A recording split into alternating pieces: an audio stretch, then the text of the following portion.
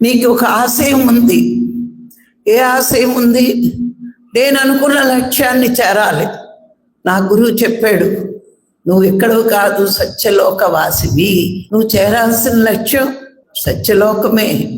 దానికే ఈ సాధనలన్నీ, దానికే ఈ జ్ఞానం అంతా. నీకు లక్ష్యం ఉంది, అది నీ ఆశయం. కానీ నీ ఆశయాన్ని నువ్వెందుకు చేరుకోలేకపోతున్నావు అంటే ఆశ. నీ ఆశే నీ ఆశయం వరకు వెళ్ళలేకపోతున్నావు. దేని మీద ఆశ? దేని మీద కదా, అన్నింటి మీద ఆశ. ఒకదాని మీద, రెండు దాని మీద, ప్రతి దాని మీద మనకు ఆశ ఉంది. ఎవరి కాళ్ళు విచారణ చేసుకుంటే, నా పిల్లలు బాగుండాలి, మా వ్యాపారాలు బాగుండాలి, మా అబ్బాయి ఫస్ట్ క్లాస్లో పాస్ అవ్వాలి, నా పంట తుఫాను వచ్చినా సరే నా పంట ఇంటికి వచ్చేయాలి, నా చేపల చెరువులు బాగోవాలి, నా రొయ్యల చెరువులు బాగోవాలి, నా కౌంటర్ ఫుల్గా ఉండాలి. ఎన్ని ఆశలో.